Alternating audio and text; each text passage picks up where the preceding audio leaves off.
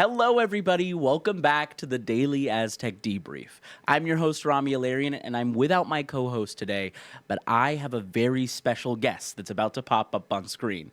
Seth Mallios is a professor of anthropology here at SDSU, leading many upon many of archaeological projects at SDSU and in the San Diego area. Today, he'll be talking to us about the history of San Diego cemeteries and a little more about what's behind the walls of SDSU. Thank you. Off to me.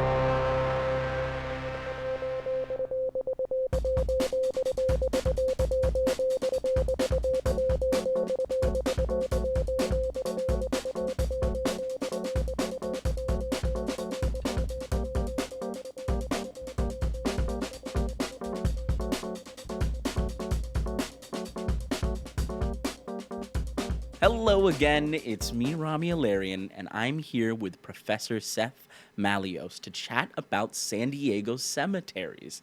A professor here on campus, feel free to tell me about yourself. Thank you for having me. It's a treat to be here.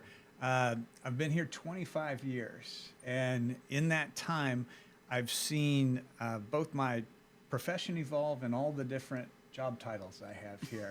I started as a professor of anthropology with a focus in historical archaeology.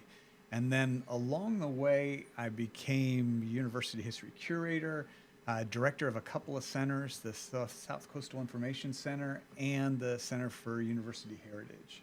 And now I'm an endowed chair. But all of these came after my early days in San Diego when I focused on San Diego cemeteries. Mm-hmm. Really the start of my journey as a professor here. I'm not from San Diego, and I thought a great way to learn about the history of San Diego would be to look at the cemeteries. I felt that was a very democratic way. I don't really trust history books, written by wealthy elite. And whenever anybody writes something, they have a bias, a perspective, mm-hmm. some sort of agenda of being aware that someone will be reading this. Yeah. And I just felt that death is the big equalizer, and so cemeteries would be that way of getting to know San Diego well. Death is kind of the absolute truth. You can't really run away from it. It's the only thing that we know. Every human's going to go down. And so if you're looking for truth, I mean, that's certainly a way to survey an area. So you looked at San Diego before you ever even came over. Yeah. So my previous job, I was the site supervisor at Jamestown Rediscovery, which was the archaeological excavations of the 1607 James Fort. Okay. And I loved my time in Virginia, but at the same time, it was clear I wasn't going to be taking over that project anytime soon. And I was eager to start my own projects. Yeah. And my advisor was a guy named Jim Dietz, and he pioneered gravestone studies in Massachusetts. Mm-hmm. And so when I came to San Diego, I thought this would be a great way to get to know San Diego. I also had read an article that said, in the Journal of San Diego History, that said San Diego had 28 cemeteries. Okay. And I thought that's a very doable number to study, to inventory. The joke was on me. By the time we were done, there were 150. Really? And that became the big story. And this is what I love about this kind of research, is you start with a set of research questions. Uh-huh. You think you know what's going on. And then the project always takes flight and goes in a different direction. And this project became not only about San Diego's deceased and all the gravestones and how beliefs and patterns change over time, but it also became about current San Diego and how we care for or don't care for the past. Mm-hmm. And the fact that we have over 100 lost and forgotten cemeteries in San Diego, that became this very important and telling part of the story. Interesting. Well, I really want to touch on this, these lost and forgotten cemeteries. Would you call yourself, but beforehand, I want to get a little bit more about yourself. Would you call yourself, now that you've been through so many titles, more of an anthropologist, more of an archaeologist, maybe even more of a professor? It's a really tough question for me to answer. In the U.S., anthropology is the big category and archaeology is a subfield. Okay. If you're outside of the U.S., archaeology stands on its own. Interesting. And so to get all jargony, I would call myself an anthropological archaeologist. Love it. And then within that, a historical archaeologist, because I look at these later period stuff. But for me, teaching and research and community engagement, you can't separate those. Yeah. And when I'm talking about lost cemeteries, if I don't publish them, it's totally counterproductive. What good is it if I know where the cemeteries are and no one else does? Fair enough. That kind of defeats the whole point of this. And so it's about engaging the next generation of students and scholars on this. And at the same time, it's about engaging with the local community and saying, hey, are you okay with the fact that if you're driving down one street in San Diego and parking, you're parking on top of some bodies? It's part of ancient Roman law that if a body is placed in the ground is sacred. Yeah. Some people believe that, some people don't. But I want people to know that because in San Diego, if you took the 15, if you took the 8, if you took the 805, you will have driven over where there were people placed in the ground at one time. Wow. And so that's where, and this is the part of the project that just exploded, this notion of two things. One is San Diego's deceased get moved a lot, which is very strange when you think about usually a body is anchored in the ground. That's why gravestones are so big and heavy. They are designed to be stationary. Absolutely. But in San Diego, they move. And then the second thing is this notion that so many of these landscapes have been changed, and so the cemeteries have been lost and forgotten. Wow. And that's what it's humbling. There are very moments during this project where I'll get caught up in, inventorying the gravestones and studying the patterns. And I need to remember each of these are people. Yeah. Each of these individuals have families and there's a legacy. And there is that very humbling moment that those of us who live in San Diego will be part of that deceased San Diego landscape. Oh, God. Yeah. Not, I guess, the prettiest thought to have, but certainly one to have. And what does most of your hands-on work kind of look like? So I would say it's split between active digging. We've run a couple of digs. I was digging up on Palomar Mountain at the Nathan Harrison site, the first African-American homesteader. And we were able to find his old buried cabin and excavate that, 80,000 artifacts. Wow. And we dug at the Whaley House in Old Town, the of course. famous haunted house. They asked me to find the well in the privy, and that's something I excel at, is finding wells and privies. Really? Yeah. Well, good on them, and good on you. Yeah, 100,000 artifacts there, and the well went down 37 feet. And the nice thing about this is a strange twist to take, but wells and privies are both great because when someone drops something in them, they're not going to go get it. And it becomes property of the archaeologist. Privies because they're gross, wells because they're very deep. And so that's where we get a lot of fun treasures there. Interesting. So those are my active excavations. And then we do a lot of surveys where we inventory old things, whether it's old buildings or all these old grave markers in San Diego. And then I also got into doing the archaeology of the campus here of San Diego State. And so we found a whole bunch of old murals from the 1930s that were in the Hardy Tower basement.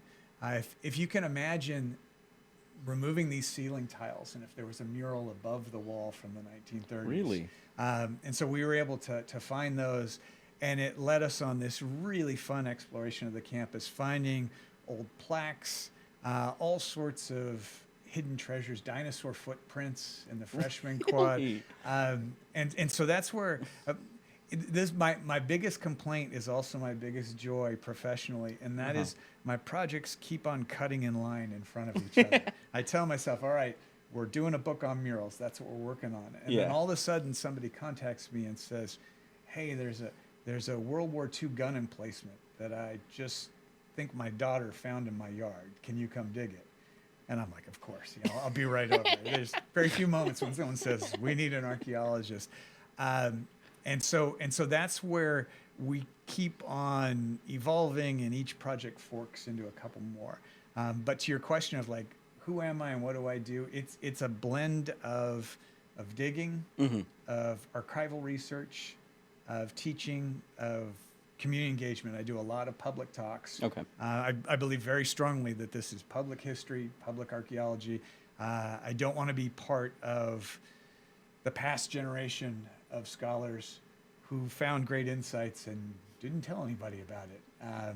So we try and get everything we do on the web and in published formats.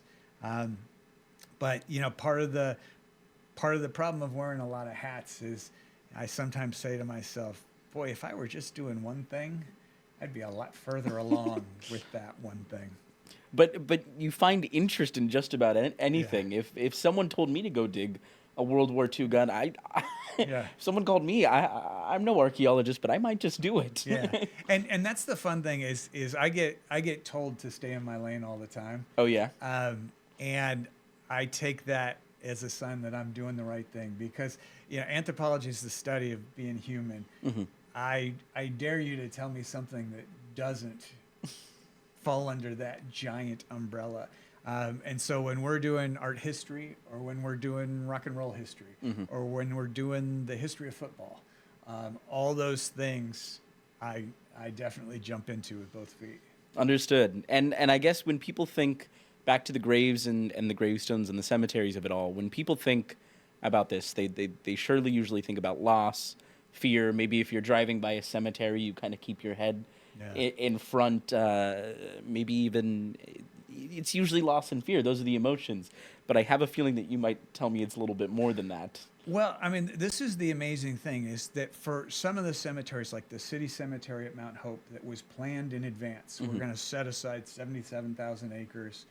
That has enough of a buffer where that holds true. But contrast that with the original cavalry cemetery in the Mission Hills area of San Diego. If you are going on Washington and you're headed west towards the Marine Recruit Depot, right before the street dips down the hill, there's Washington Extension that goes straight, and it goes right by an old cemetery. So this old cemetery had thousands of burials. Some of San Diego's most important people, Father Ubach, the last of the Padres, Cave Coots, a very wealthy man who got away with murder multiple times. Okay. These individuals are all buried there. But you won't know it because it's now a park and people are playing soccer on it and swinging on the jungle gym. So what happened is in the 1950s, the residents of Mission Hills decided they really didn't like having a cemetery in their neighborhood. And so they started to pursue this local law that said if no one had been buried there recently and if no one was taking care of the cemetery, that it would be okay to yank the gravestones. Really? And so in the 1960s, they did just that. And the brutal thing is they had city officials okay it. I'm sorry to say they had university professors okay it. Oh, no. So they yanked... University, like archaeologists, anthropologists? Yeah. Wow. Historians, yeah. So they yanked 4,000 grave markers out of the ground. They do not touch the bodies, which is even more disturbing when you think about the point of the final resting place and having a space for memorialization. Yeah. So they throw away some of the grave markers. They sell some of the grave markers. And the remaining ones, they truck over to Mount Hope, the city cemetery. They throw them into a ditch. And this is where the story gets very strange. They bury the grave markers. San Diego has a mass grave for grave markers. When I give this talk over to European audiences, they all think I'm kidding. They start laughing. And they say, you can't be serious. Is this a very American thing to do? Places with a shorter time depth and also this area of Southern California, the combination of so many different governments in such a short time period. When you think about Native American governance, Spanish, Mexican, U.S. governments, 4 groups in charge in 79 years. No group is doing a great job of honoring the past of the previous one. I see. Throw in real estate pressures, very Southern California. Of course. Throw in the fact that there aren't a lot of people from San Diego here. Yeah. All of that is that perfect recipe for what happens at Pioneer Park. But the story's not over. So they bury the grave markers. Then in the 1980s, the trolley line is put through Mount Hope, Oh God. and it's a new extension of the line.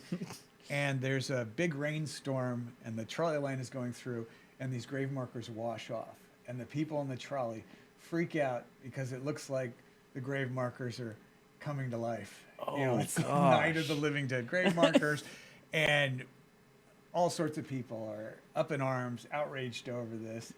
So they take a handful of these grave markers, truck them across town back to Pioneer Park.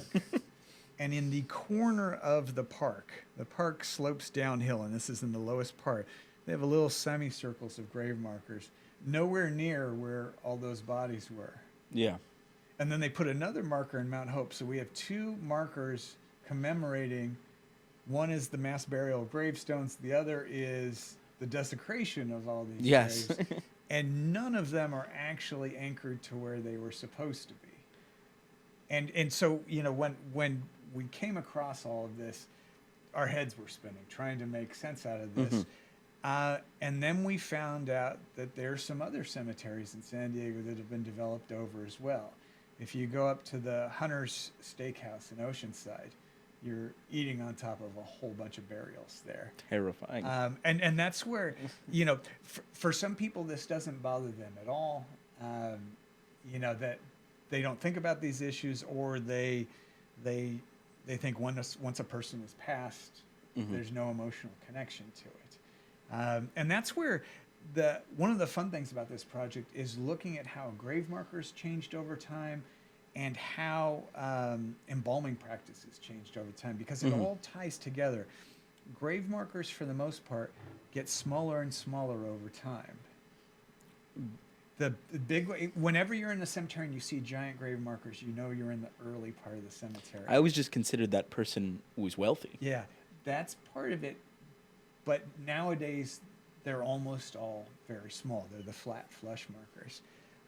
Some of it is wealth, some of it was a landscaping concern, but a lot of it is this general pattern that ties into the next thing, is that when someone used to die, there was all sorts of chemical embalming that happened. One of the most intriguing stories is that in the 1800s, late 1800s, people kept trying to steal Abraham Lincoln's body, and they'd break into the crypt, and he had so much embalming fluid in him that he looked as good as the day that he passed. Yeah. And then over time, you saw this move from less and less embalming to cremation. And so when you bring these two things together, smaller and smaller grave markers, and the move from embalming to cremation, and then add in the fact that the ritual that goes along with passing, the funeral, those have diminished over time. And it gets to something that scholars have labeled. It's a very weird phrase. They call it the pornography of death. Oh, no. Which has nothing to do with sex. It doesn't sound like illicit as it is. But pornography being something you don't talk about. And you think about it now, we're in a situation, whether it's with coworkers, somebody passes, they don't take bereavement leave. People don't wear black to mourn. In the 1800s, boy, did they mourn. Queen Victoria, the namesake of the Victorian period, she mourned for decades after the passing of her husband. Mary Todd Lincoln mourned for decades after the passing of Abraham Lincoln.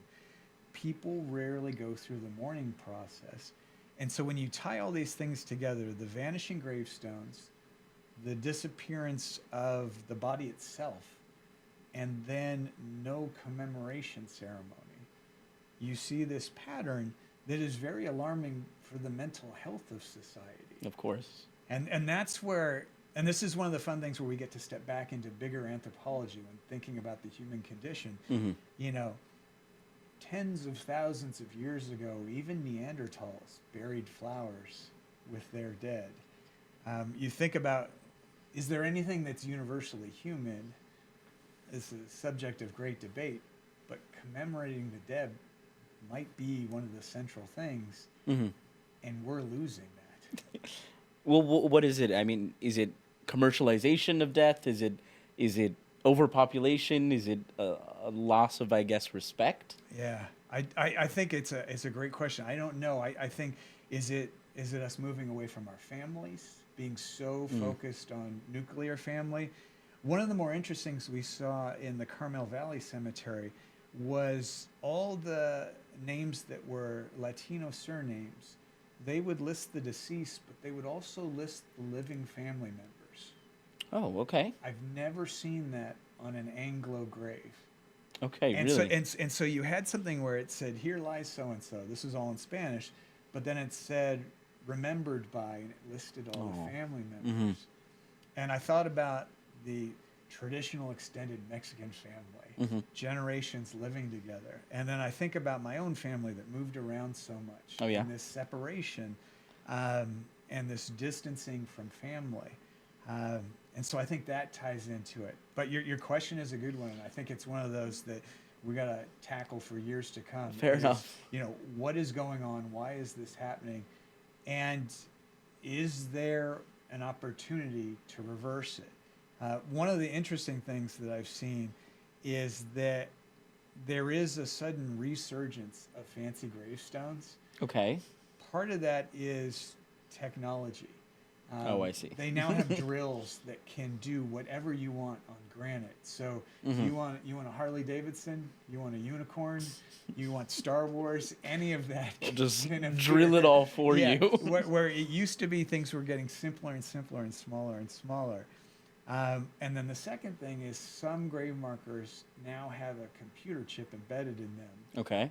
When you walk by, you get a signal, and if you have the password, you get a recorded message from that person. That it's a common thing? Yeah, it's growing. And so that's where I think of, all right, so people are finding a new way to express themselves as opposed to a giant monolith or something else. I guess I have some fear in that, and I've been seeing things like AI platforms that'll I guess digitize a past loved one and create them as an avatar, and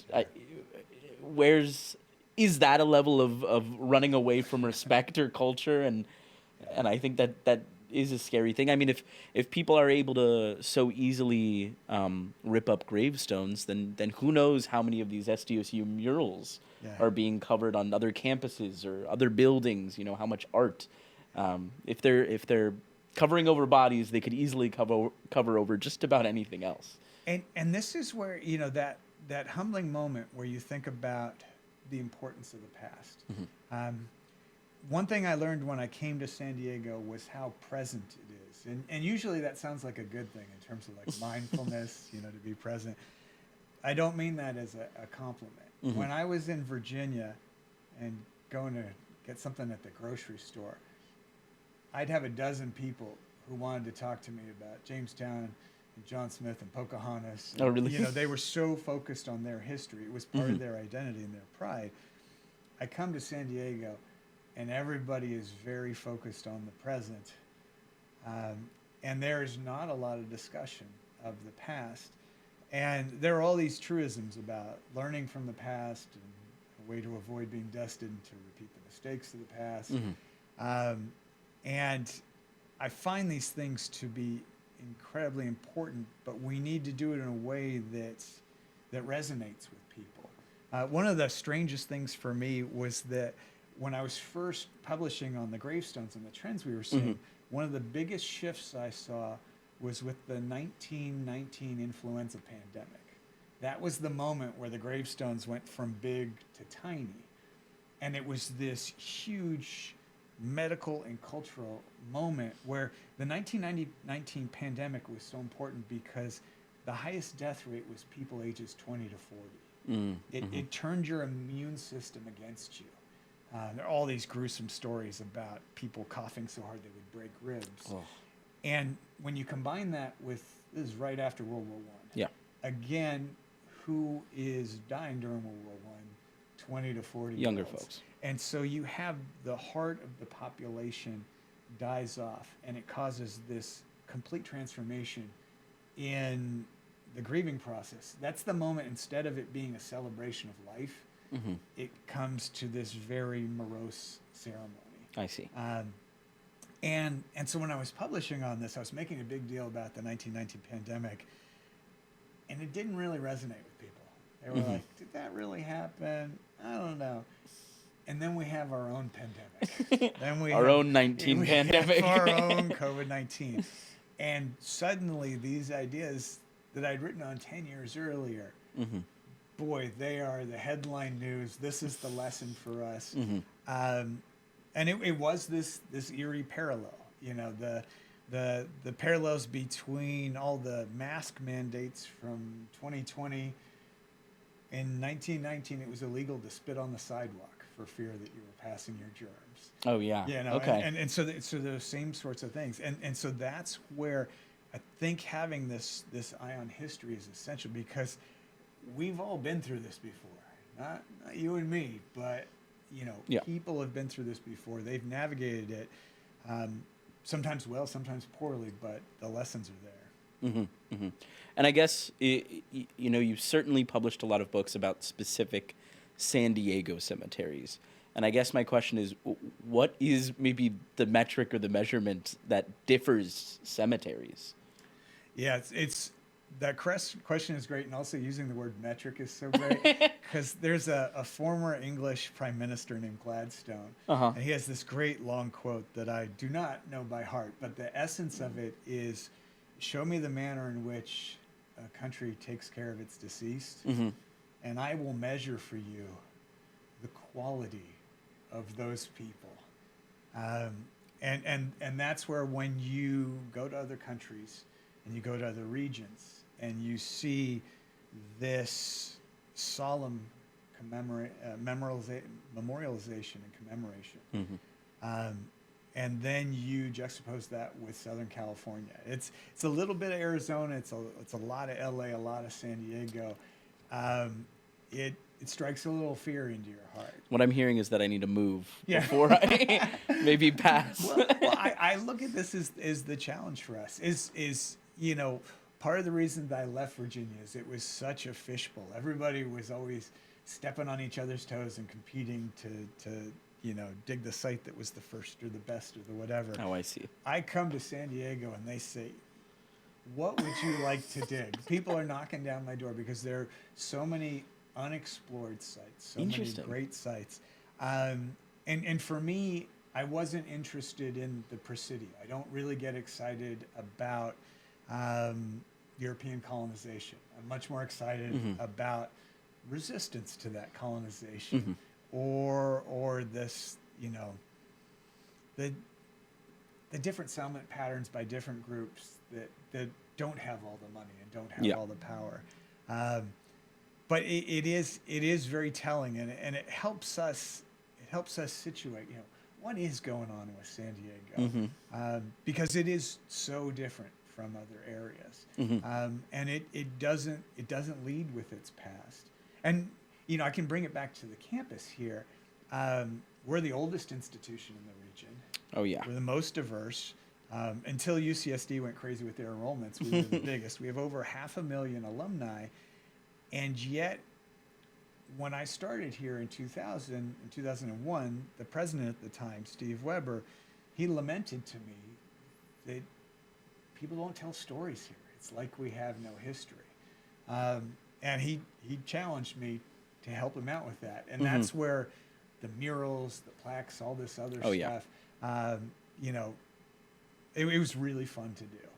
And it wasn't that hard to do. I wish I could tell you, you know, it's so difficult. I you know, persevered against obstacles. No, people were happy to help, but they didn't think their stories were important, and they didn't think we had this deep past. Well, what did you find out based on the murals? What kind of information was revealed? I think that the first thing that was so fun is those earliest murals in the 30s were right at the moment where San Diego State transformed from a teacher's college to a college. So we started as a normal school, which was for teaching high school teachers the norms. Yeah. And then we were a state teachers college, again, for teaching teachers. But that moment to be a college, a state college, not a teacher's college, that was the point where the curriculum goes so broad. And you want to be an artist, it's not just to teach others art. It's for the craft of art. And what was so fascinating is this dovetails with the Depression.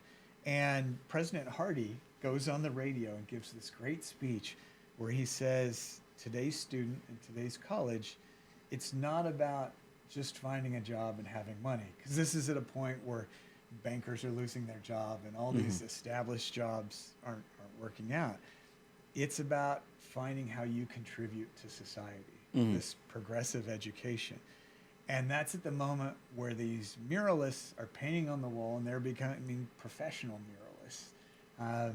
And you get to see this across the landscape of people doing real research, people doing real art, and that's that growth for the campus that happens in the 30s. And then the next bunch of murals, they are right after World War II. So this is San Diego State's biggest period of growth. All these GIs come back and they're here for free basically in the GI Bill, and they start painting all of these fantasy murals. Okay. They've seen the horrors of war. They're looking for a complete escape. They are looking for a complete escape, and those 1930s murals were very political. This was the Works Progress Administration. Oh, really? Okay. A lot of these had socialist themes. A lot of these were protest murals. These folks come back from the war. It's Alice in Wonderland.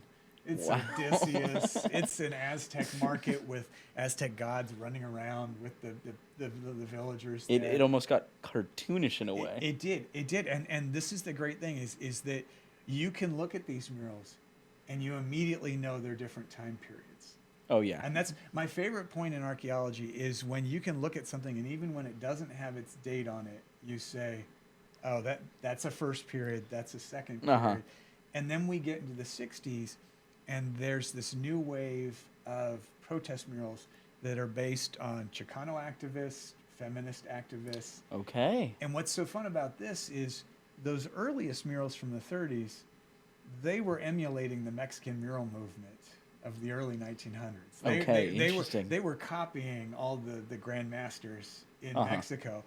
And so by the time we get to the 60s, we have the Chicanos reclaiming this artwork. And they do some of the most important murals here on campus and in Barrio Logan at Chicano Park. Oh, yeah. And so again, I see these patterns radiate out over time and space, which I absolutely love when you get to start matching these things up and assigning, just exactly how ideas are spreading. Because this is what all this is about. It's just ideas and the communication of ideas. And for what crazy reason that one idea catches fire, whereas a whole bunch of others just die right there. Yeah. And so that's what we've been able to track, and it keeps evolving as well. Yeah, I mean, you're not just looking at specific artifacts. You're looking at artifacts that can point you towards a bigger movement of some sorts. How were you able to date some of these murals? Was it based mostly on the content? Mostly on the content. Yeah. Sometimes the artists were very helpful, and they do a little visual punning. In one of the murals that is now in the Dome Library, the artist Genevieve Bergensen put 1934 on the license plate. Oh, there you go. That was very helpful. So Thank you. There are things like that. Sometimes there's a newspaper clipping, but it gets tricky because sometimes those newspaper clippings have errors in them. That's part of it, is trying to track down, what people told the reporter and whether or not it was true. But yeah, it's been fun to figure out that past. And some of these were total surprises. Some of these were thought to have been destroyed. They put in that lowered ceiling, and George Sorensen, who painted this 30-foot tuna fishing mural, he had told his family that, like a good fish story, this was the one that had gotten away. This mural was gone. Oh, I see. And it was really fun to bring 3 generations of his family to see this one. He had passed away by that point, by the time we saved that one. But these things, they are magnificent, and very few campuses have 1930 murals. And that is something that is unique to San Diego State. Has to do with us switching locations from that University Heights locations to here in 1931. That's the same moment about the same moment we're switching to being a state college from a teacher's college. That's the same time the curriculum is being expanded. And suddenly we have all these blank walls because it's a brand new school. Yeah. How exciting. I didn't know. Well, how amazing. There could be more murals. Did you think you caught everything? Oh no. Oh, no, no. Absolutely not. Like, there's still murals, there's still plaques that could be just Yeah, about anywhere? yeah. Well, some of these buildings are newer. Some of these buildings are newer, but the law that went into place, it's called Section 106, where you have to check out the archaeology before you build something. Oh, yeah? That's a 1966 law. Oh, I see. So any building after 1966, yeah, I'm pretty confident there's nothing underneath it. But a good quarter of our campus is from before 1966. And you just don't know where it could be. You don't know at all. And that's where there weren't rules governing it, and people weren't being paid to find stuff. And that's where, part of the thing I love is when people will tell me a story. Hey, there was an Alice in Wonderland mural here. Mm-hmm. And I look around and I don't see an Alice in Wonderland mural, and I'm looking all around and I'm popping up the ceiling tiles. And then we use infrared photography, and we see that it's painted around a window frame. And so we were able to peel 3 layers of paint off and expose the original Alice in Wonderland mural from 1949. And this is one of my favorite stories. So the artist who painted this, Albert J. Lewis, he was still alive. He was in his 90s, but he had fairly advanced dementia. And interesting. He came out with his daughter and his granddaughter, and I was showing them the mural, and I was so excited to show them this, and it's such a lovely piece of art. Yeah. But I wasn't sure we were really connecting. I was far more animated than anybody else in this group, and I was a little sad. And then his caretaker called me up later that day, and she told me that he told her they found my rabbit. And I get choked up. I was just getting choked up. Every time I tell this story, they found my rabbit, and it just makes the hairs on the back of my neck stand Same up. here. Yeah, and that's that personal connection. Yeah. Here's a guy served in World War II, comes back to campus on the GI Bill, has a young daughter, and it paints Alice in Wonderland partly because it's fantasy, partly because Disney has announced that they're going to make the movie. Everybody has Alice in Wonderland fever at that point. But those personal connections are just the cherry on top. I love the patterns over space and time, but then there's that personal connection that just takes my breath away. It's beautiful. That's really good. Well, as we wrap things up, I want to ask one last thing in terms of San Diego Cemeteries or even SDSU murals.